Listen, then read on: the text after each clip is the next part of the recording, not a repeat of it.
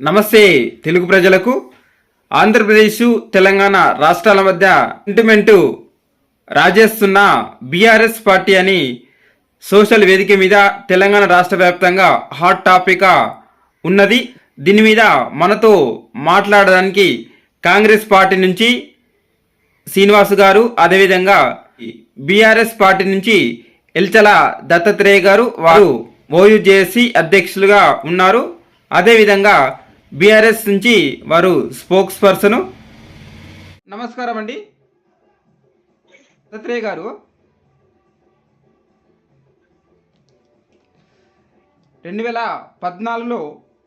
2014 ఎలక్షన్లలో ఆంధ్ర మూలాలు ఉన్న వారందరికీ టీడీపీ నుంచి వచ్చిన వారే.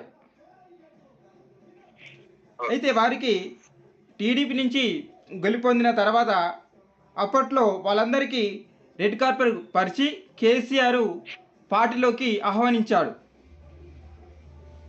అయితే ఇక్కడ కేసీఆర్ తన పార్టీలోకి ఆహ్వానించిన తర్వాత వీరి కోసం తెలంగాణ ఉద్యమంలో పనిచేసిన నాయకులను, పార్టీ కోసం ఆస్తులు అమ్ముకున్న వాళ్ళను కూడా పక్కన పెట్టారు. మరి వారిని ఏ విధంగా చూడొచ్చు? ఇవాళ ఏదైతే ఆడి కౌశిక్ రెడ్డి, అట్లాగే షేర్లింగంపల్లి ఎమ్మెల్యే అరికెప్పుడి గాంధీ గారి మధ్య ఒక వ్యక్తిగతమైనటువంటి విమర్శలతో సాగుతున్నటువంటి ఒక యుద్ధ వాతావరణంలో తెలంగాణ ప్రజలందరూ గుర్తుంచుకోవాల్సిన విషయం ఏంటంటే, ఇవాళ ఇది ఆంధ్ర తెలంగాణ ప్రజల మధ్య జరుగుతున్న యుద్ధం కాదు. కేవలం ఒక ఎమ్మెల్యేకు ఇంకొక ఎమ్మెల్యేకు మధ్య ఉన్నటువంటి మిస్అండర్స్టాండింగ్ వల్ల, వాళ్ళ ఈగో హట్ కావడం వల్ల వాళ్ళిద్దరి మధ్య మాటల యుద్ధం జరుగుతూ ఉంది. ఇవాళ రెండు పార్టీలు, ఇటు కాంగ్రెస్ పార్టీ అయినా ఇటు బీఆర్ఎస్ పార్టీ అయినా ఈ విషయాన్ని గుర్తుంచుకోవాల్సిన అవసరం ఉంది. కార్యకర్తలుగా మనం కూడా ఒక నాయకులుగా విచక్షణ రహితంగా ఆలోచించాల్సిన అవసరం ఉంది. రాజకీయాల్లోకి మహిళలను తీసుకొచ్చి వాళ్ళని అవమానపరుస్తున్నట్టుగా ప్రతిసారి ఏ సందర్భం వచ్చినా కూడా మహిళలని చీరలు గాజుల పేరు మీద కావచ్చు, లేకపోతే నువ్వు మగాడివా అని చెప్పేసి ప్రశ్నించే విషయంలో కావచ్చు, ఇవన్నీ కూడా సభ్య సమాజం తలదించుకునే విధంగా ఉన్నటువంటి చర్యలు ఏ పార్టీ నాయకులు చేసినా కూడా సమాజం యాక్సెప్ట్ చేయదు. ప్రజలందరూ కూడా విమర్శిస్తూనే ఉంటారు. సో ఇక్కడ కౌశిక్ రెడ్డి గారు ఏమన్నారంటే, అరికెప్పుడి గాంధీ గారిని, మీరు నిజంగానే బీఆర్ఎస్ పార్టీ నుంచి గెలిచినటువంటి ఎమ్మెల్యేనా, లేకపోతే మీరు కాంగ్రెస్ పార్టీ ఎమ్మెల్యేనా? మీరు ముఖ్యమంత్రి రేవంత్ రెడ్డి గారితో కండువా కప్పుకొని బీఆర్ఎస్ పార్టీ ఎమ్మెల్యే కాదు, కాంగ్రెస్ పార్టీ ఎమ్మెల్యే కాదు. సో కాంగ్రెస్ పార్టీలో చేరిన తర్వాత మళ్ళీ వాళ్ళ మీకు హైకోర్టు ఏదైతే చివాట్లు పెట్టిందో, మీ సభ్యత్వము రద్దు కాబోతుందన్న విషయం కోర్టు కేసు ఏం చేస్తా ఉన్నారంటే, అది స్పీకర్ గారి పరిధిలో. వాళ్ళ స్పీకర్ గారు ఏమన్నారు, హైకోర్టు చాలా స్పష్టంగా చెప్పింది స్పీకర్ గారు, మీరు తేలుస్తారా 4 వారాల్లో మమ్మల్ని తేల్చమంటారా. సో ఇక్కడ ఆడి కౌశిక్ ఏమన్నారంటే, మీకు బీఆర్ఎస్ పార్టీ ఎమ్మెల్యేగానే PAC public and account committee chairman యొక్క పదవిని తీసుకున్నారు కదా, మీరు బీఆర్ఎస్ పార్టీ ఎమ్మెల్యేనా లేకపోతే కాంగ్రెస్ పార్టీ ఎమ్మెల్యేనా మీరు తేల్చుకోండి. నిజంగానే మీరు బీఆర్ఎస్ పార్టీ ఎమ్మెల్యేనా అని చెప్పేసి అన్ని ప్రెస్ మీట్ లో చెప్తున్నారు కదా, సో నేను ఆ పార్టీ కండువా తీసుకుని నీకు సహచర ఎమ్మెల్యేగా నీ ఇంటికి వచ్చి నీతో పాటు భోజనం చేసి పార్టీ కండువాని మెడలో వేసి శాలువ కప్పి అభినందించి నా ఇంటికి తీసుకెళ్లి నాకు భోజనం చేయించి పార్టీ భవన్ లో, తెలంగాణ భవన్ లో ప్రెస్ మీట్ పెట్టి కేసీఆర్ ని కల్పిస్తాను.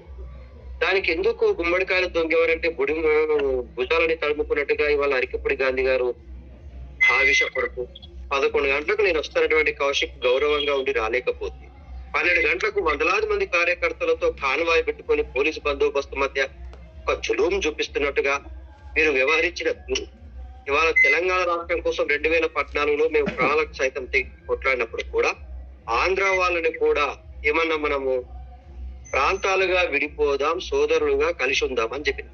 ఏ రోజు కూడా మనం ఆంధ్ర తెలంగాణ వాదాన్ని తెచ్చుకోలేదు. ఇంకొక విషయం బాలచంద్ర ఇక్కడ గుర్తుపెట్టుకోవాల్సిన విషయం ఏంటంటే, తెలంగాణ ప్రాంతంలోకి ఆంధ్ర వాళ్ళు వచ్చి ఎమ్మెల్యేగా పోటీ చేయొచ్చు, ఎమ్మెల్సీగా పోటీ చేయొచ్చు, ఎంపీగా పోటీ చేయొచ్చు, గెలవచ్చు. నేను ఇప్పుడు ఇదే కాంగ్రెస్ పార్టీ నాయకులకు కానీ చెప్తా ఉన్నాను, మీరు ఆంధ్ర ప్రాంతంలో ఉన్నటువంటి ఏ ప్రాంతంలో అయినా ఎమ్మెల్యేగా పోటీ చేసి గెలవండి చూద్దాం. మనమేమో ఆంధ్ర ప్రాంతం వాళ్ళని కూడా నాయకులుగా గౌరవించి గెలిపించి అసెంబ్లీలకు పంపిస్తే, ఇదే ఆంధ్ర ప్రాంతానికి చెందినటువంటి నాయకులు వల్ల ఎమ్మెల్యేలు అయిన తర్వాత తెలంగాణ బిడ్డల మీదకి కానువా వేసుకొని మొత్తం గూండాలను రౌడీలను ఎంటబెట్టుకునే వాళ్ళ ఇంటి మీదకి దాడికి పోతుంటే తెలంగాణ ప్రజలకు అనిపిస్తుంది కదా. కొట్లాడి తెచ్చుకున్న తెలంగాణలో 10 సంవత్సరాలు ఏ రోజు కూడా ఆంధ్ర తెలంగాణ గొడవ రాలేదు కేసీఆర్ ప్రభుత్వం. ఇవాళ ఏదైతే అరికపూడి గాంధీ తన వందలాది మంది కార్యకర్తలతో కోడిగుడ్లు, టమాటాలు, రాడ్లు పట్టుకొని పోయి కౌశిక్ ఇంటి మీద దాడి చేసిన తీరు తెలంగాణ సమాజం మొత్తం చూసింది. సరే, కౌశిక్ అన్ని ఉండొచ్చు, చీర గాజులు బాటలు అనొచ్చు, అది నిజంగానే తప్పేదని మాట పెంచుకోవాల్సి ఉండే, లేకపోతే పెద్ద మనుషుల సమక్షంలో పరిష్కరించుకోవాల్సి ఉండే. సో ఇవాళ తెలంగాణ రాష్ట్రంలో ఉన్నటువంటి ప్రజలకు కూడా చెప్పేది ఒకటే, తెలంగాణ ప్రాంతంలో ఉన్నటువంటి నియోజకవర్గాల్లో ఆంధ్ర వాళ్ళు వచ్చి పోటీ చేస్తే మనం గెలిపిస్తాం గానీ ఆంధ్ర ప్రాంతానికి వెళ్ళి ఒక్క తెలంగాణ వ్యక్తిని పోటీ చేసి గెలవమని చెప్తానే ఆంధ్ర ప్రజలంతా ఈజీగా తెలంగాణ వాళ్ళ కోట్లు చేసి గెలిపిస్తారా? ఇవాళ అరికపూడి గాంధీ గారు సరే సెటిలర్స్ ఓట్లతో గెలిచాడా, తెలంగాణ ప్రాంత ప్రజలతో ఓట్లు గెలిచాడా, ఏ గడ్డ మీద గెలిచి ఎమ్మెల్యేగా కొనసాగుతా ఉన్నావు, ఏ అసెంబ్లీలో నువ్వు ప్రాతినిధ్యం వహిస్తా ఉన్నావు అనేటువంటిది గుర్తుంచుకోవాల్సిన అవసరం ఉంది. ఇంకో విషయం చివరగా చెప్పేది ఏంటంటే, కాంగ్రెస్ పార్టీ అధికారంలోకి వచ్చిన తొలిలాండ్ల నుంచి దాడుల కల్చర్ కొనసాగుతా ఉంది బాలచంద్ర గారు. ఇవాళ మొన్నటికి మొన్న హరీష్ రావు గారి ఇంటి మీదకి వెళ్ళి అర్ధరాత్రి దాడి చేసి ఆయన యొక్క క్యాంప్ ఆఫీస్ మీద దాడి చేస్తారు, సిద్దిపేటలో కావచ్చు, హైదరాబాద్ లో కావచ్చు. ఇవాళ కౌశిక్ గారింటి మీద దాడి చేస్తారు. మొన్న నిండు అసెంబ్లీలో ముఖ్యమంత్రి గారి మహిళలని హేళన చేసి మాట్లాడతారు. ఇదంతా కూడా తెలంగాణ సమాజం మొత్తాన్ని ముఖ్యమంత్రి రేవంత్ రెడ్డి గారు ఒక విచ్ఛిన్నం చేసే ప్రయత్నం చేస్తా ఉన్నారు. తెలంగాణ ప్రజల మీదనే ఆంధ్ర వాళ్ళతో చంద్రబాబు నాయుడుతో కుమ్ముక్కై చంద్రబాబు నాయుడికి వత్తాసు పలికేటువంటి అరికపూడి గాంధీ లాంటి వ్యక్తులతో వాళ్ళ తెలంగాణ ప్రజల మీద దాడి చేపిస్తున్నట్టుగా చూస్తా ఉన్నాం. ముమ్మాటికి తెలంగాణ ప్రజలు చాలా ఓపిక, సహనంతో, చైతన్యంతో ఉన్నటువంటి ప్రజలు కాబట్టి సహనాన్ని పరీక్షించొద్దు, ఆంధ్ర తెలంగాణ వాదాన్ని పెంచి పోషించొద్దు. మేము మా నాయకుడు కేసీఆర్ గారు చాలా స్పష్టంగా చెప్పారు, ఆంధ్ర అయినా తెలంగాణ అయినా పోరాటం కొట్లాడినంత వరకు తెలంగాణ రాష్ట్రం ఏర్పాటు అయిన తర్వాత అందరి సహకారంతో రాష్ట్రాన్ని అభివృద్ధి చేసుకుందామన్నాడు. 10 సంవత్సరాలు అద్భుతమైన అభివృద్ధి చేసి చూపించాడు. సో ఇప్పుడు ఇది ఎందుకు వచ్చింది అంటే, ఇవాళ రేవంత్ రెడ్డి గారు ఇది పెంచి పోషిస్తున్నాడు, రెచ్చగొడతా ఉన్నారు. పోలీసు బందోబస్తు మధ్య ఆయనకేమో కాన్వాయ్ ఇచ్చి పోలీసుల నుంచి పంపిస్తాడు, పాడి కౌశిక్ నేమో మొత్తం హౌస్ అరెస్ట్ చేసేసి పోలీసులతో నిర్బంధిస్తాడు. ఇది ఎక్కడ న్యాయం అని చెప్పేసి మేము ప్రశ్నిస్తున్నాం బాలచంద్ర. ఓకే, శ్రీనివాసరావు గారు, హలో. కౌశిక్ రెడ్డి గారు సర్పంచ్ పోస్టు కూడా పనికిరాడని కోమరెడ్డి వెంకరెడ్డి గారు అన్నారు. అయితే ఒక ఈ ఎమ్మెల్యే స్థాయికి, ఒక ఎమ్మెల్సీ స్థాయికి వచ్చేవాడేనా పనికి రాకపోతే? దీని మీద మీ అభిప్రాయం చెప్పండి. ఒకసారి ఎంతసేపు మాట్లాడిన దత్తన్న విషయాలలో, ప్రతి విషయంలో ఆ ఇద్దరు నాయకులు ఏ పార్టీలో ఉన్నారో ఫస్ట్ మీరు గ్రహించాలని కూడా మీకు ఒకసారి నేను తెలియజేస్తాను. ఓకే, ఇదే కాకుండా దత్తన్న మనం మాట్లాడుకునే కొన్ని విషయాలపై నేను చాలా క్లారిటీ చెప్తున్నా. కేసీఆర్ గారు ఇద్దరు కలిసేసి తను బీఫామ్ ఇస్తే గెలిచిన ఎమ్మెల్యేలని తను కంట్రోల్ చేయలేక రోడ్డుకి తీసుకొచ్చి వరద బాధితులతోని రాష్ట్రం అల్లాకొల్లం అవుతుంటే ఈ రోజు ప్రజలను పరామర్శించాల్సిన ప్రతిపక్ష నేత ఇంట్లో కూర్చొని వాళ్ళ పార్టీ నాయకులతోనే ఈ విషయాన్ని డైవర్ట్ చేయడానికి డ్రామాలు వేస్తున్నాడని నా యొక్క అభిప్రాయం చెప్తున్నా దత్తన్న. మనం ప్రజాస్వామ్యంలో ఉన్నాం. ఇవాళ ఆంధ్ర తెలంగాణ అనే సిద్ధాంతాన్ని ఇవాళ మీరు తీసుకురావచ్చు. 2014లో కేసీఆర్ గారు ఏమన్నారు, ఆంధ్రుడైనా కానీ నేను ముద్దాడి ఓటేయించుకుంటా అని చెప్పాడు. వాళ్ళని అదే విధంగా కంటే వాళ్ళ కాలుకు ముళ్ళు ముగిస్తే నా పన్నుతో వీక్తా అన్నాడు. ఇవాళ ఇక్కడ పన్నవయ్యా నేను అడుగుతున్నాను, కేసీఆర్ నువ్వు బయటకు వచ్చి ఇలా కౌశిక్ రెడ్డి గాంధీ గారి ఇద్దరిని పక్క కూర్చోబెట్టుకొని మాట్లాడు. ఎవడు దొంగ ఎవడు దొరని మాట్లాడతారు. ఇంకొక విషయం నేను చెప్తున్నాను, ఇవాళ కౌశిక్ రెడ్డి ఒక విషయంలో మీరు కౌశిక్ రెడ్డి గొప్పోడని మీరు చెప్తున్నారు. కౌశిక్ రెడ్డి గెలిచిన రోజు నుంచి చరిత్ర ఒకసారి చదవండి. ఒక రాష్ట్రానికి ప్రథమ పౌరుడు అయినటువంటి గవర్నర్ ని కించపరిచే చరిత్ర అయినది కాదా? ఆయన మాట్లాడుతున్న ప్రతి మాటలు ఎక్కడైనా సమస్య రాని విషయం ఏదైనా ఉన్నదా? ఆయన మాట్లాడుతున్నాడు, ప్రెస్ మీట్ పెడుతున్నాడు, ఒక సమస్య క్రియేట్ చేయడం, ప్రజలను అయోమయం చేయడం, రాష్ట్రాన్ని శాంతి భద్రతలను ఇబ్బంది పెట్టడం తప్పేస్తే అన్న. ఒక్క విషయం గుర్తుపెట్టుకోండి, మీరు 10 సంవత్సరాలు పరిపాలించారు. హరీష్ రావు నిన్న కార్యక్రమం జరిగి అక్కడ అంత పెద్ద యుద్ధకాండ జరిగినప్పుడు కౌశిక్ రెడ్డి ఇంటికే పోయాడు కానీ గాంధీ ఇంటికి ఎందుకు వెళ్ళలేదు? మీ పార్టీ నాయకుడు అని చెప్తున్నాడు కదా గాంధీ. ఇలా కేటీఆర్ కూడా పోయాడు, ఇద్దరు ఇళ్లలో పోయారు. మా కాంగ్రెస్ అని పోలే కదా మీ ఇళ్లలో పరమేశ్వరానికి. ఇవాళ కేటీఆర్ రాగానే అమెరికా నుంచి దిగంగానే ఒక 5-10 నిమిషాలనే తన తండ్రి దగ్గరికి వెళ్ళి నందిని హిల్స్ వెళ్ళిన తర్వాత మొట్టమొదటిగా కౌశిక్ రెడ్డి దగ్గరికి వెళ్ళిన విషయం నిజమా అబద్ధమా ఒకసారి గ్రహించాలని నేను అడుగుతున్నాను. ఇదే కాకుండా అదే సమయంలో మళ్ళీ గాంధీ గారి దగ్గరికి వెళ్ళి కూడా మాట్లాడారు కదా. ఇవాళ జనాలందరినీ 2 రోజుల బట్టి టీవీల కూడా కూర్చోబెట్టి శాంతి భద్రతలను ఇబ్బందులు ఏర్పాటు చేసి ప్రజా సమస్యల్ని ఉట్టికెక్కించేసేసి అసలు ప్రజా సమస్యల్ని మర్చిపోయేటట్టు చేసి ఈ వరద బాధితులను పట్టించుకోలే, ఇవి 100 కోట్లు ఈరోజు దోచుకొని తిన్నారు కదా, ఇలా ప్రజలను ఎందుకు పట్టించుకోవట్లేదని ప్రజలు ఎక్కడ తిరుగుబాటు చేసి అడుగుతారా అనే విషయాన్ని మర్చిపోవడానికి ఈ డ్రామా ఆడుతున్నారని నా ఒక వ్యక్తిగతంగా నేను చెప్తున్నానన్న.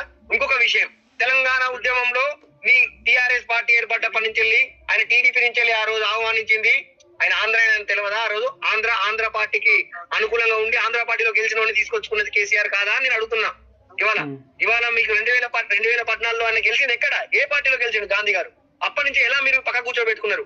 హైదరాబాద్ లో ఏ విషయాలుగా ఆయన ముందు పెట్టుకుని నడిచిన చరిత్ర మీది కాదా? నేను అడుగుతున్నా. పిఎస్సి చైర్మన్ అంటే కాంగ్రెస్ పార్టీలో అప్పుడు గెలిచినప్పుడు ఎవరికో ఇచ్చారు, ఇప్పుడు టిఆర్ఎస్ పార్టీలో కూడా ఎవరికో ఇచ్చారు. అలా ప్రతిపాదించిన దాంట్లో హరీష్ రావు గారి పేరును గాంధీ గారి పేరు ఉంది. దాంట్లోనే ఆ ప్రతిపాదించిన ప్రకారమే ఈ రోజు నీకు గాంధీ గారికి ఇవ్వడం జరిగింది కావచ్చు పార్టీ సిద్ధాంతాల ప్రకారం. మరి హరీష్ రావు గారే బయటకు వచ్చేసి గాంధీ నీకు ఆ పదవి వద్దు, నేను తీసుకుంటాను ఎందుకు బహిరంగంగా చెప్పలేకపోయింది, గొడవలు ఎందుకు ఏర్పాటు చేస్తున్నాడు అని నేను అడుగుతున్నా.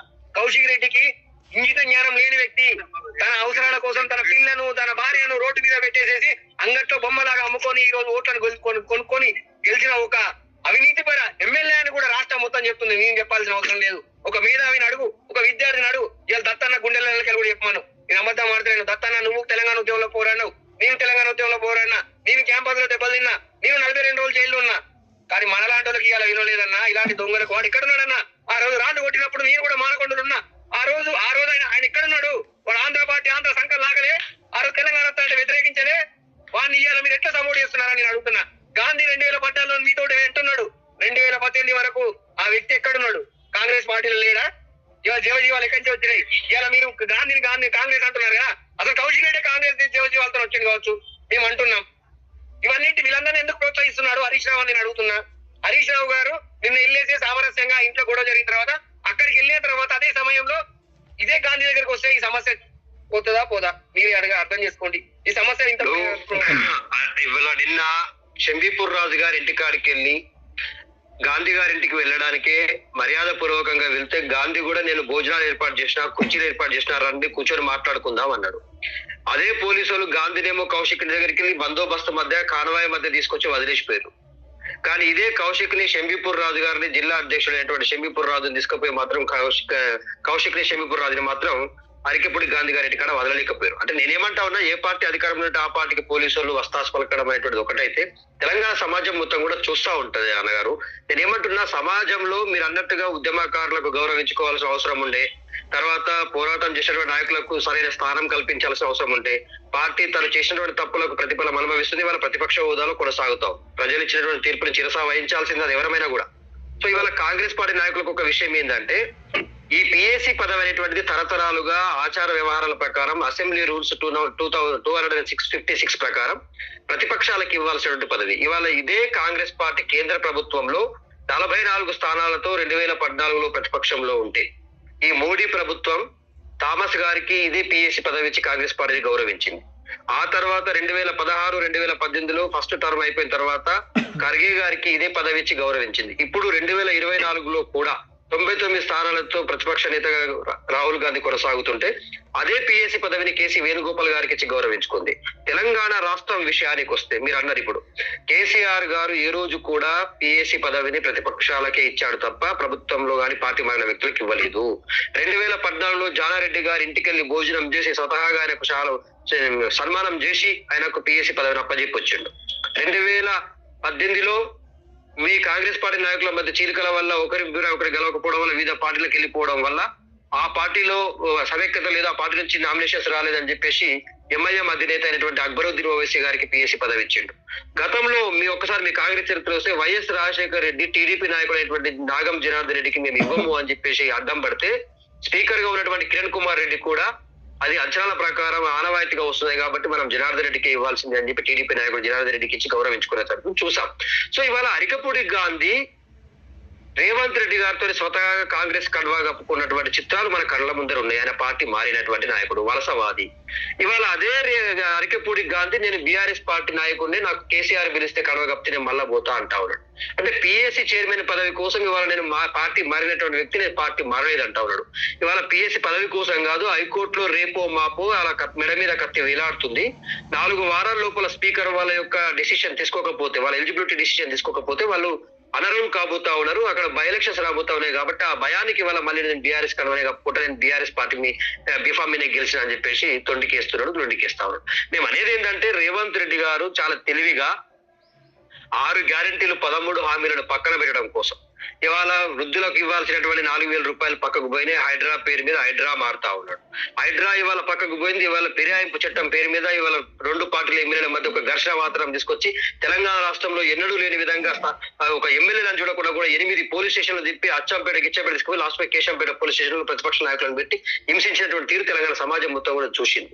ఎందుకు ఈ యుద్ధ వాతావరణం క్రియేట్ చేస్తా ఉన్నావు రేవంత్ రెడ్డి అని అడుగుతా ఉన్నాం. ముఖ్యమంత్రిగా నీకు ఒక గొప్ప అవకాశం వచ్చింది. అతి చిన్న వయసులోనే ముఖ్యమంత్రి అయినావు. తెలంగాణలో 2వ ముఖ్యమంత్రిగా నీకు వాళ్ళ గొప్ప అవకాశం ఇచ్చారు తెలంగాణ ప్రజలు. నువ్వు తెలంగాణ ప్రజలకు ఇచ్చిన 6 గ్యారెంటీలు 13 హామీలు నెరవేర్చుకొని నువ్వు కేసీఆర్ కంటే 4 మంచి పనులు చేసి మంచి పేరు తెచ్చుకోగాని ఇవాళ ఈ విభజించి పాలిటిక్స్ చేసేసి చిన్న పాలిటిక్స్ చేసి తెలంగాణ ప్రజలని ఎందుకింత గూసపుచ్చుతున్నావు అని చెప్తా ఉన్నాం. 2 లక్షల పేరు మీద నిరుద్యోగులను ఉద్యోగాలు ఇవ్వకుండా మోసం చేసినావు. 2 లక్షల రుణమాఫీ పేరు మీద 41 లక్షల మంది రైతులుంటే 20 లక్షల మందికి ఇచ్చి 21 లక్షల మందికి రుణమాఫీ చేయలేవు. ఇవాళ ఒంటరి మహిళలకు 2,500 రూపాయలు ఇస్తారు, అది పక్కకు పోయింది. మహిళలకు 1,00,000 రూపాయలతో పాటు తులం బంగారం ఇస్తాను, అది పక్కకు పోయింది. ఆడపిల్లలు కాలేజీలకు పోతే స్కూటర్లు ఇస్తాను, అది పక్కకు పోయింది. ఉద్యమకారులకు 250 గజాల స్థలం ఇస్తాను, అది పక్కకు పోయింది.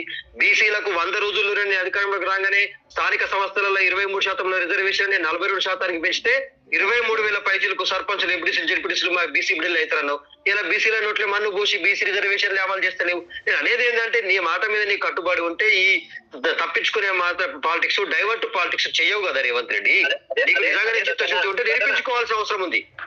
రతన నేను ఒక విషయం అడుగుతున్నానే, ఈ రోజు ప్రభుత్వం ఏర్పడి ఎన్ని నెలలు అవుతుంది? మీ 9 నెలలు అయిపోయిన తర్వాత నేను చెప్తున్నా నువ్వు ఒక ఎంప్లాయ్మెంట్ కోసం కొట్లాడిన ఉద్యమ నాయకునివి, నేను ఎంప్లాయ్మెంట్ కోసం కొట్లాడిన ఉద్యమ నాయకుని. నువ్వు 10 సంవత్సరాలలో ఎన్ని గవర్నమెంట్ ఉద్యోగాలకు నువ్వు నోటిఫికేషన్ రాయగలిగినావు? ఈ రోజు కాంగ్రెస్ గవర్నమెంట్ వచ్చిన విషయంలో నేను చెప్తున్నా 5 సంవత్సరాలలో నీకు 2 లక్షల రూపాయలు 2 లక్షల ఉద్యోగాలు ఇస్తానని 5 సంవత్సరాల మాట ఇచ్చింది. 5 సంవత్సరాలు నెరవేర్చే బాధ్యత తీసుకుంటుంది. ఒక జాబ్ 2 లక్షలు ఇస్తాను అన్నా నేను చెప్పాను అన్నా నేను చెప్పేది నువ్వు ఇప్పుడు 2 లక్షల ఉద్యోగాలకు క్యాలెండర్ రిలీజ్ చేయడం జరిగింది. లెక్కలతో సహా నీకు రిలీజ్ చేయడం జరిగింది. ప్రతి దానికి డేట్ తో సహా ఫిక్స్ చేయడం జరిగింది. ఆ డేట్ ప్రకారం మీకు ఎగ్జామ్స్ జరుగుతాయి. 100% జాబ్ క్యాలెండర్ రిలీజ్ అయింది. ఇంకో విషయం కూడా గుర్తుపెట్టుకో, లక్షలు టీఆర్ఎస్ గవర్నమెంట్ లో ఇన్స్టిట్యూట్లలో కట్టి ఇబ్బంది పడ్డ విద్యార్థుల కోసం కూడా ఈ రోజు నుంచి ఇన్స్టిట్యూట్ల మీద జరుగుతున్నాయి, వెరిఫికేషన్ జరుగుతున్నాయి. ఎంత ఫీజులు తీసుకుంటున్నారు, ఎంత ఇబ్బంది పెడుతున్నారు, ఎన్ని సంవత్సరాల పిల్లలు ఇక్కడ చదువుతున్నారు, ప్రతి దాని డాటా తీసుకుంటున్నారన్న. ఒక వ్యవస్థ లేని ఒక అస్తవ్యస్త వ్యవస్థ నడిపిన చరిత్ర కేసీఆర్ ది. ఈ రోజు వరకు ఒక గవర్నమెంట్ ఎంప్లాయీ యొక్క డాటా కూడా సరిగ్గా లేని చరిత్ర కేసీఆర్ ది. గత 10 సంవత్సరాలలో నేను చెప్తున్నా ఒక గవర్నమెంట్ ఎంప్లాయీ ఒక డిఐఎన్ చరిత్ర. ఈ రోజు కాంగ్రెస్ గవర్నమెంట్ వచ్చిన తర్వాత 2 డిఏలు నిన్న మొన్న ప్రకటించింది. ఒకసారి ఆలోచించాలన్నా. నేను చెప్పిన మాట ప్రకారం కాకుండా ఒకసారి మీరు గవర్నమెంట్ చెప్పిందే నిన్ననో మొన్న నేను ఒక పేపర్ లో చదివిన, హరీష్ రావు కాన్స్టిట్యుయెన్సీలో ఒక హాస్టల్లో మహిళా హాస్టల్లో 150 మందికి ఒకటే బాత్రూమ్ ఉందటన్నా. అది కూడా మాదే అంటారా? ఈ రోజు మా ప్రభుత్వమే అంటారా? ఈ రోజు అవి కూడా మాదే అంటారా అన్న? నేను ఒకటి అడుగుతున్నా, మేము మీలాగా 10 సంవత్సరాలు పరిపాలించిన తర్వాత రాష్ట్రంలో ఎవరు మాట్లాడారన్నా? దేశ చరిత్రలో నువ్వు కాదు ప్రతి పార్టీ చెప్తుంది, దేశ చరిత్రలో ఈ రోజు రైతు రుణమాఫీ జరిగిన విధానం అద్భుతం అని అందరూ చెప్తున్నారు. నువ్వు అన్నట్టు కొన్ని టెక్నికల్ ఇష్యూస్ వచ్చాయి. ఆ టెక్నికల్ ఇష్యూస్ ఎక్కడ జరిగినాయి అంటే బ్యాంక్ లో వాళ్ళు సరైన ఆ పాన్ కార్డ్ అటాచ్మెంట్ చేయకపోవడం, ఆధార్ కార్డ్ అటాచ్మెంట్ చేయకపోవడం, ప్రీవియస్ అంటే ఆధార్ కార్డు ఈ పాన్ కార్డ్ రాకముందే బ్యాంక్ వాళ్ళు పెన్నుతో రాసినప్పుడు బుక్ల మీద ఒక స్పెల్లింగ్ మిస్టేక్ జరగడం వల్ల డాటా ఎంట్రీలో మిస్టేక్ జరగడం వల్ల ఈ రోజు కొన్ని సమస్యలు ఏర్పడుతున్నాయి టెక్నికల్ గా. కానీ తప్పించుకొని పోవట్లేదు కదా అన్న. ఈ రోజు ఒక విషయం అర్థం చేసుకో, ఇంకా నీ రైతు రుణమాఫీ బంద్ అయిందని చెప్పట్లేదు. ప్రతి ఏఈఓ ప్రతి ఇంటికి తిరుగుతున్నాడు, ప్రతి ఇల్లు దగ్గర తిరుగుతున్నాడు. బ్యాంక్ మేనేజర్ దగ్గరికి వెళ్ళిన తర్వాత బ్యాంక్ మేనేజర్ కూడా నేను స్వయంగా ఈ రోజు నువ్వు నాతో రా, నేను చూపిస్తా. నేను ఒక 100 మంది రైతులకు డాటా ఇష్యూస్ వస్తే దాని విషయంలో నేనే బ్యాంక్ మేనేజర్ దగ్గర కూర్చొని ఇప్పించిన నా దగ్గర నా జిల్లాకు రా, నేను చూపిస్తా. నువ్వు నేను ఇద్దరం నడి రోడ్డు మీద నిలబడదాం. ఒక 20% 30% పెండింగ్ ఉండొచ్చు. అది ఎక్కడైనా సమస్య ఉంటే టెక్నికల్ గా ఆ సమస్యను నెరవేరుస్తాం, సెప్టెంబర్ లాస్ట్ వరకు ఇస్తామని చెప్పి మీ డేట్ కూడా చెప్పాం. మీరు అప్పుడే కంగారు పడకండి అన్న. మాది 5 సంవత్సరాలు గవర్నమెంట్ అయిపోతలేదు, రేపు ప్రభుత్వం కూలిపోతలేదు. మాది గుర్తు పెట్టుకో, మేము ప్రభుత్వంలో నిలబడ్డాం, ప్రజాస్వామ్యంలో పనిచేస్తున్నాం, ప్రజల యొక్క మాటను గౌరవిస్తున్నాం, ప్రజల యొక్క తీర్పును గౌరవించి నడుస్తున్నాం. మేము ఇంకొక విషయం అంటున్నావు, నువ్వు 4,000 రూపాయలు పెంచి నిన్ననే ఆర్డర్ వచ్చిందన్న, ఆగస్టు 1 నుంచి ఇస్తామని చెప్పి దసరా నుంచి ప్రతి గ్రామానికి 20 ఇల్లుల చొప్పున 3,500 నియోజకవర్గానికి ఇల్లులు ప్రవేశపెడుతున్నారన్న. ఇప్పుడు ఒక విషయం గుర్తుపెట్టుకో, అక్కడ బడ్జెట్ 0 చేసిపోయిందన్న. మన మీ పెద్ద మొత్తం 0 చేసిపోయినాడు. మీరు అడిగినా లెక్క చెప్పకుండా ఇంట్లో వండుకుంటున్నాడు. ఇప్పుడు మా పరిస్థితి అర్థం చేసుకోండి. మొత్తం అటెండర్ రిలీజ్ చేయడం ఉన్నది. అయినా గదులకు ఇచ్చిన ప్రకారం ఎమ్మెల్యే చేసిన ఒకసారి గుర్తు పెట్టుకోండి అన్న. నేను మిమ్మల్ని అడుగుతున్నా, ఒక్కసారి హామీలు ఒక్కసారి మీరు చూడండి. ఇప్పటి వరకు మేము 6 హామీలు ఇచ్చినాం కదా, 6 హామీలలో ఒకసారి ముప్పై చూసుకుంటారా? రుణమాఫీ అన్నా, రైతు రుణమాఫీ చేసాం. దాంట్లో నువ్వు అన్న టెక్నికల్ ఇష్యూస్ వచ్చాయి. అది గ్యారంటీగా నీకు సెప్టెంబర్ వరకు అయిపోతుంది. అది కాకుండా గవర్నమెంట్ ఎంప్లాయీలకు డిఏలు ఇస్తాను, అదే మాట 2 డిఏలు ఇచ్చినాం. ప్రతి మహిళకు నువ్వు 4,000 అంటున్నావు. ఆ దసరా నుంచి మాకు ఏదైనా కానీ అక్కడ డబ్బులు అక్కడ ఫైనాన్షియల్ గా ఉన్న వాటిని సర్దుకుంటూ మాట ఇచ్చిన దాని ప్రకారం ప్రజలకు పనిచేయడానికి సిద్ధంగా ఉన్నాం మేము. మీరు వేచి చేయండి. మేము 10 సంవత్సరాలు వేచి చూసాం. నువ్వు అంటున్నావు ఇక్కడ అరెస్ట్ చేసేసి ఎక్కడో పెట్టేసేసి మమ్మల్ని జైల్లో పెట్టి కొడుతున్నావు అన్న. నేనే ప్రత్యేక సాక్షి అన్న. నా మీద 14 కేసులు ఉన్నాయి. ఈ రోజు కూడా నువ్వు రా, జమ్మికుంట నుంచి మొదలు పెడితే హైదరాబాద్ వరకు నన్ను తీసుకుపోయి ఒక స్టేషన్ లో పెట్టి కొట్టిందన్న. ఇవాళ నేను తిన్న దెబ్బలు తిన్నోని, నీ కేసుల పాలైనోని, ఒక గాడిద ఇష్యూలా ఆ గాడిద దొంగతనం కూడా చేసేటో కూడా తెలియదు. ఆ ఇష్యూలో కూడా నన్ను ఇరికించిందన్న. ఆ కేసులో కూడా నేనున్నా. ఆ ఓనర్ కూడా తెలియదు. ఓనర్ పేరు రాపించిన చరిత్ర మీద అన్న. అక్కడ అద్భుతాలు అన్ని చేద్దామని చెప్పేసి ఏదేదో అబద్ధాలు రాపించేసేసి ఈ రోజు ప్రజలను ఎట్లా మభ్యపెట్టారు. ఒక్కసారి జనాలకి వెళ్ళండి అన్న. నీలాంటి నిరుద్యోగులకు 100 మంది నిలబెట్టాడు. అరే బాబు మన కేసీఆర్ సార్ మస్తు చేసిపోయింది కదా అంటే అలా చెప్తారు. ఎందుకన్నా ఇప్పుడు రేవంత్ రెడ్డి గారు అధికారంలోకి వచ్చి 9 నెలలైంది అంటున్నారన్నా. క్యాంపస్ లో 100 మంది స్టూడెంట్స్ దగ్గర వేసుకుని మాట్లాడన్నా చెప్తారు. ఈ రోజు గవర్నమెంట్ లో వేసిన నోటిఫికేషన్ కరెక్ట్ ఉందా, నీ నిబద్ధతతో ఉందా? ఆ రోజు వాళ్ళు వేసిన గవర్నమెంట్ లో పేపర్ కరెక్ట్ ఎగ్జామ్ దగ్గరకు వస్తుందంటే పేపర్ లీకేజ్ అయిన చరిత్ర ఇప్పుడు ఎగ్జామ్ సౌయంగా జరిగే కూడా ఇన్ని లీకేజ్ జరిగితే ఒక్క నిందితులు పట్టుకున్న చరిత్ర ఉందన్నా మీది. కేసీఆర్ చరిత్ర కన్నా ఈ కాంగ్రెస్ చరిత్ర చాలా గొప్పదన్న. 2014 ఆ రోజు సోనియమ్మ నా కన్న బిడ్డలు బాధలో ఉన్నారు, వాళ్ళు ఏడుస్తున్నారు, వాళ్ళ రాష్ట్రం వాళ్ళ కావాలంటున్నారు. కొంతమంది పాలకుల చేతిలో వీళ్ళు బందీ అయిపోయి వాళ్ళ జీవితాలు అన్యాయం అవుతున్నాయని చెప్పేసి ఆశించి తల్లి ఆ రోజు తెలంగాణ రాష్ట్రం ఇస్తే ఈ రోజు 13,000 కోట్లు నీ చేతిలో పెడితే నాయన నువ్వు లాస్ట్ కొస్తే కొన్ని లక్షల కోట్లు అప్పులు చేసేసి ప్రజలను రోడ్డు మీద బతకకుండా చేసిన చరిత్ర మీది. అక్కడ వర్షాలు వచ్చి నువ్వు ఖమ్మం ప్రాంతంలో వాటర్ వాగు మొత్తాన్ని కబ్జాలు చేసేసి నువ్వు ఇలా రియల్ ఎస్టేట్ చేస్తేనే కదా ఖమ్మం విపత్తులకు గురైన చరిత్ర. ఇది నిజమా వద్దమా అన్న? నేను ఒకటి అడుగుతున్నానా, ఈ రోజు హైదరాబాద్ లో హైడ్రా అనే దాంట్లో పేదోళ్ళు 10% నష్టపోతున్నారు కావచ్చు, కానీ 90% ప్రజలు ఈరోజు ఆనందంగానే ఉన్నారు. ఎవరైనా ఎన్కరేషన్ నాగార్జున పేదోడన్నా? మీరు చెప్పండి. మురళీమోహన్ పేదోడన్నా? రామోజీరావు ఆస్తులు పేదవాడన్నా? మా ఎమ్మెల్యేలు, మా ముఖ్యమంత్రి అన్న అయినటువంటి వ్యక్తి మీరు నా ఇల్లు కూడా కొలగొట్టండి, నాది తప్పుంటే నాది కూడా చేయండి అని స్వచ్ఛందంగా వచ్చిన చరిత్ర అన్న. పొంగులేటి శ్రీనివాస్ గారు మంత్రి గారు తను కూడా ఏమన్నాడు, నా ఇల్లు కూడా కొట్టిన తర్వాత మీ ఇల్లు కూడా కొడదామని కూడా హామీ ఇచ్చిందా లేదన్నా? ఇవన్నీ మర్చిపోయి మాట్లాడితే ఎట్లా అన్నా? నాకు అర్థం కాదు. హరీష్ రావు నిన్న సమస్యను పెంచింది హరీష్ రావు కదా, కౌశిక్ రెడ్డిని రెచ్చగొడుతుంది హరీష్ రావు కదా. కౌశిక్ రెడ్డి ఎప్పుడు వచ్చిందే నీ బీఆర్ఎస్ పార్టీలకు? తన చరిత్ర ఏందే? ఎప్పుడు ఆడవాళ్ళు ఎంబడబడి ఆడవాళ్ళు ఎంబడబడుతూ ఆడవాళ్ళ పరువు తీస్తుంటే మీరు మహిళల్ని కించబట్టేటోడు కౌశిక్ రెడ్డి అయితే రేవంత్ రెడ్డిని ఎట్లా అంటున్నారు చెప్పండి మీరు? ఇలా సమాజం చెప్తుంది గాజుల చీరలు ఏందా? గాజుల చీరలు ఒక మొగోడు ఇవ్వాల్సిన లక్షణం అది. అంటే ఆడవాళ్ళు కట్టుకుంటున్న చీర ఉన్న గాజు అంత విలువ తక్కువ అయిపోయిందా? ఒక ఆడది నీకు అవసరం కానీ అవసరాలకు నీకు అవసరం కానీ ఇలా ఆడదాన్ని రోడ్డు మీద పెట్టేసి నువ్వు బజారు వేషాలు ఇస్తున్నావు. అది కరెక్టా? ఒకసారి ఆలోచించాడా మీరు కూడా? ప్రజాస్వామ్యంలో ఒక ఎమ్మెల్యేగా ఎన్నుకున్న తర్వాత ప్రజలకు ఏ విధంగా నడవాలనేది నేర్చుకోలేదు. కొత్త ఎమ్మెల్యేగా ఉన్నప్పుడు రాకపోతే సీనియర్ సభ్యులైనటువంటి కేటీఆర్ గారు కానీ హరీష్ రావు గారు కానీ సభ్యత నేర్పాలి. వాళ్ళే రెచ్చగొడుతున్నారు ప్రభుత్వం మీద. బాబు ఈ వ్యవస్థ కరెక్ట్ కాదు కదా అని నేను అడుగుతున్నా. అన్న ఇది కోమటిరెడ్డి వెంకరెడ్డి అన్నాడు కదా, సర్పంచ్ పోస్టు కూడా వినబడుతుందన్న? ఓకే, సర్పంచ్ పోస్ట్ కూడా పనికిరాడు. సర్పంచ్ పోస్ట్ అవును నిజమే. ఒక్కసారి వ్యక్తిగతంగా ఒకసారి కౌశిక్ రెడ్డి చరిత్ర అర్థం చేసుకోండి. ఒక వాళ్ళు చెప్పిన మేము చెప్పలేదు, వాళ్ళ దగ్గర నుంచి వెళ్ళిపోయిన మంత్రి ఈటెల రాజేంద్ర గారు అన్నారు నన్ను ఓడగొట్టడానికి కౌశిక్ రెడ్డికి డబ్బు ఇచ్చేసేసి ఆ రోజు ఎలక్షన్లలో పోటీ చేశారని ఆయన స్వయంగా బహిరంగంగా చెప్పిన వ్యక్తే కదా. మనం మాట్లాడుకోలేదు కదా ఈ విషయాలు. అంటే వీళ్ళు ఏం చేస్తున్నారు? ఒకసారి కేటీఆర్, హరీష్ రావు, కేసీఆర్ చరిత్ర, తన పార్టీలోని తన ఓడగొట్టే చరిత్ర వాళ్ళది. మా కాంగ్రెస్ అలాంటి బుద్ధులు లేవు, అలాంటి ఆలోచనలు మాకు లేవు. మా ముఖ్యమంత్రి గారు చాలా మంచిగా పరిపాలిస్తున్నారు. మా ముఖ్యమంత్రి గారు చేస్తున్న పనులను చూసేది చాలా మంది ఆనందపడుతున్నారు. ఇప్పుడు వీళ్ళు అంటున్నారు ₹1,00,000 రుణమాఫీ చేయడానికి వాళ్ళు ₹1,00,000 తీసుకుంటే 10 సంవత్సరాలు ₹1,00,000 వాళ్ళకి వడ్డీ అయినా కదా వాళ్ళు ₹1,00,000 రుణమాఫీ అయిన ఎంతమంది ఒకసారి వాళ్ళ లిస్టు బయట పెట్టమనండి. మేము ఇవాళ ₹2,00,000 రుణమాఫీ చేసిన లిస్టు మేము బయట పెడతాం. రేపు పొద్దుగాల సెప్టెంబర్ 31 వరకు 2,00,000 రుణమాఫీ తీసుకున్న ప్రతి ఒక్కరికి ఈవెన్ గవర్నమెంట్ ఎంప్లాయీ కూడా రిలీజ్ చేస్తున్నారు. అలాంటి చరిత్ర మాది.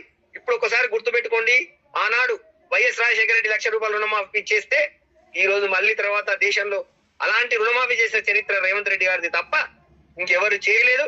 దేశం మొత్తం చెప్పుకుంటుంది. హైడ్రా విషయంలో బీజేపీ నాయకులు అంటున్నారు ఇది చాలా అద్భుతమైన విషయం, ఇలాంటి చర్యలు తీసుకోవడం వల్ల రేపు దేశంలో విపత్తులు అనేవి తప్పిపోతాయి, దేశంలో ఈ అవినీతి అనేది అంతమైపోతుంది, కబ్జాలు అనేది తగ్గిపోతాయి, ఇలాంటి కొత్త చట్టం తీసుకురావాలని చెప్పి చాలా మంది రేవంత్ రెడ్డి గారిని అడుగుతున్నారు. నిన్న ఢిల్లీలో కూడా అడుగుతున్నారు. అర్థమైనా? అలాంటి మంచి చరిత్ర ఉన్న కాంగ్రెస్ పార్టీ మీద వీళ్ళు బురద జల్లడానికి తప్పితే వీళ్ళు ఒకటి నేను అడుగుతున్నా, ప్రతిపక్షంగా నేను ఒకటి అడుగుతున్నాను మేము వీళ్ళందరినీ, ప్రతిపక్షంలో ఉన్నప్పుడు వీళ్ళు సలహాలు ఇవ్వాల్సింది పోయి రెచ్చగొట్టడం గొడవలు పెట్టడం తప్పితే ఏమన్నా కనబడుతుందా? మీరు ఒకసారి చెప్పండి మిత్రమా, నేనే అడుగుతున్నా. మా కాంగ్రెస్ పార్టీ ఉన్నప్పుడు ఉందాగా మా జానారెడ్డి గారు గాని మా బట్టి విక్రమార్క గారు గాని ప్రజల వద్దకు వెళ్లి సమస్యలను తీసుకొచ్చి అసెంబ్లీలో ఆ సలహాలు ఇచ్చారే తప్ప ఎక్కడ గొడవలు పెట్టిన చరిత్ర ఉందా? ఒకసారి మీరు చూడండి. వీళ్ళు ఏమైనా 24 గంటలు కౌశిక్ రెడ్డిని ఒక్కనే పట్టుకొని రాజకీయం చేస్తున్నారు. ఇక టిఆర్ఎస్ పార్టీలో ఎవరు లేరా నాయకులు? నేను అడుగుతున్నా. ఒక చిల్లర దొంగను పట్టుకొని చిల్లర అంటే ఆయన చరిత్ర ఏంది? ఎంతో మంది చేసిన చరిత్ర కాదా? ఇవాళ మా కార్యక్రమం ఆ రోజు జరిగిన కార్యక్రమంలో ఆయన ఎందుకు బయటికి రాలేకపోయిండు? ఎందుకు టెంపుల్ దగ్గర రాలేకపోయిండు? అబద్ధాన్ని నిజం చేయగల శక్తి ఉన్న లీడర్ అయినా ఆయన జీవితమే అబద్ధాలతో నడుస్తుంది. మీరు ఒక్కసారి ఆలోచించాలి. అలాంటి మూసగాళ్లను ప్రోత్సహిస్తే రేపు మీ పార్టీ ఇలా అధికారంలో కోల్పోయింది కానీ ప్రజలనే నేత కోల్పోతుంది.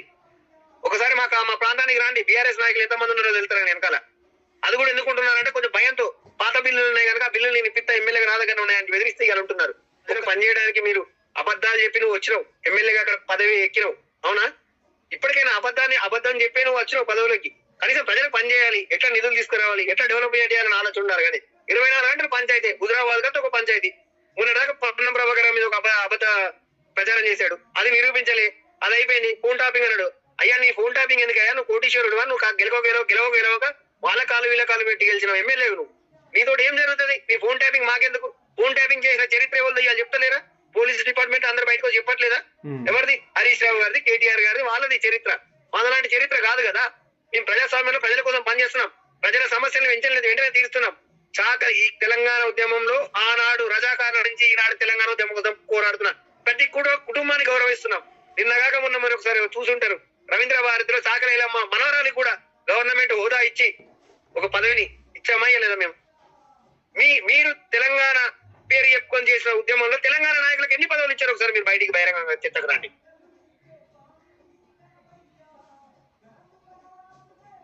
కోమటిరెడ్డి గారు అన్న దాంట్లో నిజం ఉంది. అతనికి సర్పంచ్ కాదు కదా, రేపు రాజీనామా చేసి మళ్ళీ ఒకసారి ఎమ్మెల్యే గెలవమను. అప్పుడు మేము సవాల్ చేస్తున్నాం. ఇవాళ రమ్మని అదే కేసీఆర్ కేటీఆర్ ఇక్కడికి వచ్చి పడుకోమను, ఆయన ఎమ్మెల్యే గెలితే చూద్దాం. మనం చూస్తే ఏమర్థమవుతుందంటే కేసీఆర్ అవసరం కోసం ఆంధ్రోళ్ళందరినీ మొన్నటిదాకా వాడుకున్నాడు. ఆంధ్రోళ్ళతో ఎట్లా కూడా చాడియాలి, వీళ్ళ చరిత్ర ఏంటిది? ఉళ్ళలు పెట్టేసేసి ఊట గడపడమే వీళ్ళ లక్షణం. వాళ్ళకి ఎక్కడైనా కాదు. తెలంగాణ ఉద్యమంలో కూడా మంచి యువకులను రెచ్చగొట్టేసేసి వాళ్ళ ప్రాణత్యాగాలు జరిగినాయి తప్పితే వీళ్ళ కుటుంబంలో ఎవరికి ప్రాణత్యాగాలు జరగలేదు. ఈరోజు మళ్ళీ అధికారంలో రావాలంటే ఎటువంటి ఆశలు కనబడట్లేదు. ప్రజాస్వామ్యంలో కాంగ్రెస్ పార్టీ ప్రతి పని చేసుకుంటూ పోతుంది చెప్పిన ప్లాట ప్రకారం. 5 సంవత్సరాల గ్యారంటీ చేసేటట్టు ఉన్నది పరిస్థితి చూస్తే. దీన్ని ఎలా మనం అడ్డుకోవాలంటే ఇలాంటి మళ్ళీ చిల్లర నొల్లీలు తెస్తే, హైదరాబాద్ ను అల్లకొల్లోలం చేస్తే, మనం రేపు శాంతి భద్రతలకు విఘాతం కల్పిస్తే రేపు మళ్ళీ మనం గెలవడానికి అవకాశాలు వస్తాయి. దీన్ని ఎజెండాగా ఎన్నుకొని మనం రాజకీయం చేయొచ్చు అని పూట గడవడం కోసం ఒక అవకాశవాది అయినటువంటి కౌశిక్ రెడ్డిని ఇక్కడ వాడుకొని ఒక పావు బొమ్మలాగా వాడుకుంటున్నారు. ఆ కౌశిక్ రెడ్డికి అర్థం కావట్లేదు. కౌశిక్ రెడ్డి ఆయన మొన్న గెలిచాడు, ఇంకా పూర్తిగా ఎమ్మెల్యే కావాల్సిన అర్హతలు ఏంటి అనేది కూడా నేర్చుకోలేదు. నేర్చుకోకుండానే పెద్ద మాటలు మాట్లాడుతున్నాడు, పెద్ద ఆలోచనలు. ఆయన ఫస్ట్ ఆయన చేసే విధానంలో ఆయన చేసేది కరెక్టా కాదు ఆయన ఆప్తో పరిశీలించుకోమనండి ఫస్ట్. కౌశిక్ రెడ్డి గారు ఆయన ఎప్పుడు పోయిండు టీఆర్ఎస్ పార్టీలోకి? గాంధీ గారు ఎప్పుడు వెళ్ళారు? వాళ్ళ గొడవలు తీసుకొచ్చి కాంగ్రెస్ కి అంటగట్టడం ఏంది? ఇప్పుడు వాళ్ళ నాయకులే కదా, వాళ్ళ ఇద్దరి నెలకి వెళ్ళి మా కాంగ్రెస్ నాయకులు వెళ్తలేరు కదా. మా కాంగ్రెస్ నాయకులకు ఏం పని? బాబు గాంధీ యొక్క సొంత కాన్స్టిట్యున్సీ, నువ్వు ఉన్న ఇల్లు, ఒక ఎమ్మెల్యే వస్తున్నాడు అంటే రోడ్డు మీద ఎంతమంది వస్తారు ఒకసారి అర్థం చేసుకోండి. ఆ లోకల్ నాయకులు అంటే అభిమానులు ఉంటారు, వాళ్ళ పార్టీ నాయకులు ఉంటారు, ఎవరెవరో ఉంటారు, రావచ్చు. దాన్ని కూడా మా పార్టీకి అంటగడితే అది కరెక్ట్ కాదు కదా. కౌశిక్ రెడ్డి అక్కడ లోకల్ కాదు, మరి అతని దగ్గర అంతమంది గుండాలు ఎక్కడి నుంచి వచ్చిండు? నేను మిమ్మల్ని అడుగుతున్నాం వాళ్ళ దగ్గర అంతమంది అంత తక్కువ టైంలో అంతమంది గుండాలు ఎట్లా వచ్చింది ఆయన దగ్గరికి? మరి దానికి చెప్పాలి కదా సమాధానం. లోకల్ వ్యక్తితో 100 మంది వస్తే మీరు క్వశ్చన్ చేస్తున్నారు కదా. అసలు లోకల్ వ్యక్తి కాదు కదా ఆయన హుజరాబాద్ నియోజకవర్గం వ్యక్తి కదా. ఆయన దగ్గర అంతమంది ఎక్కడి నుంచి వచ్చిండు? లేకపోతే పిల్లలు అయిపోయింది, లాస్ట్ మామని కూడా వాడుతున్నాడు. అంటే తన అవసరాల కోసం తన ఇల్లుని ఆగం చేస్తాడు. ఇట్లాంటి వ్యక్తులతో రేపు రాజకీయం చేస్తే ప్రజలకు లాభం ఏం లేదు నన్ను అడిగితే. కేవలం వాళ్ళ స్వలాభం కోసం, వాళ్ళ స్వార్థం కోసం, రాష్ట్రంలో నేను హైలైట్ కావాలని అట్లా చేసిన వాళ్ళు భూగర్భంలో కలిసిపోయిన చరిత్రను మనం చూస్తున్నాం. ఆవేశంతో రెచ్చిపోయిన ఎంతో మంది నాయకులను మనం మళ్ళీ కనుమరుగు చేసుకుని ఈరోజు చూస్తున్నాం. అవునా కదా? చూడలేదా? ఆనాడు టీడీపీ నుంచి, ఆనాడు కమ్యూనిస్ట్ పార్టీల నుంచి వెళ్ళి నేటి వరకు మనం చూస్తూనే ఉన్నాం. ఆవేశంతో యుద్ధం చేస్తాం, పొడుస్తాం, తీస్తామంటే ఏమైంది? ప్రజాస్వామ్యంలో ప్రజలు ప్రతిదీ గ్రహిస్తారు. ఆవేశంతో పోయేవాడిని ఎప్పుడు ఆలోచించరు ప్రజలు. సమన్వయంతో ప్రజాస్వామ్యంలో ప్రజల యొక్క సమస్యలు తీర్చుకుంటూ తన వల్ల కాకపోతే ఎలా చేద్దామన్న ఆలోచన విధానాలు ఉండాలి. కానీ ఎప్పుడు 24 గంటలు గొడవలతో తప్పితే సమస్యను పరిష్కరిద్దామన్న మైండ్ సెట్ లేనోడు ఒకే టర్మ్ వరకు ఆగిపోతాడు. రేపు పొద్దున ఈయన అంటున్నాడు కదా, సంవత్సరం కూడా కాలే కదా, ఇవాళ రాజీనామా చేసి మళ్ళీ పోటీ చేయమని హుజరాబాద్ లో దమ్ముంటే, మీరు వేరే ప్రాంతం కూడా అడుగుతున్నాం. హుజరాబాద్ లో పోటీ చేయమని, హుజరాబాద్ లో పోటీ చేసేది అదే హుజరాబాద్ లో అప్పుడు ఓడిపోయిన వ్యక్తుల మీద గెలవమనం మేము అడుగుతున్నాం, సవాల్ చేస్తున్నాం.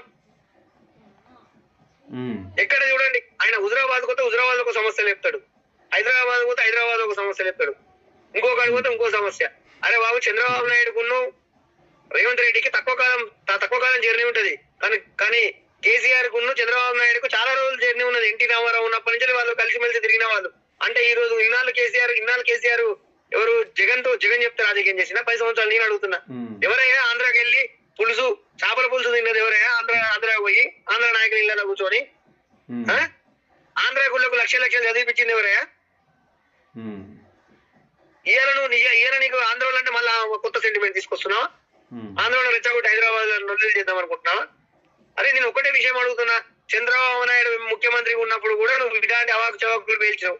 ఆయన ముఖ్యమంత్రి అయిపోయిన తర్వాత పోయి జగన్ వాళ్ళ ఇట్లా కూర్చున్నావు, జగన్ తో ముద్దాడినావు, జగన్ కొడుకులాగా నువ్వు ఆశీర్వదించినావు, జగన్ కి అన్ని సలహాలు ఇచ్చినట్టు చేసినావు. కానీ జగన్ చెప్పిన ఇక్కడ చేసినావు. అవునా కదా? ఒకసారి మీరు ఆలోచించాలి. కానీ ఎక్కడైనా చంద్రబాబు నాయుడు దగ్గరికి వెళ్ళిన చరిత్ర రేవంత్ రెడ్డికి ఉందా? ఒకసారి మర్యాద పూర్వకంగా ముఖ్యమంత్రి ఇద్దరు కలవడం జరిగింది, కానీ ఎక్కడైనా చేసిన చరిత్ర ఉందా? హైడ్రాకు చంద్రబాబు నాయుడు సంబంధం ఏముందండి? నేను అడుగుతున్నా.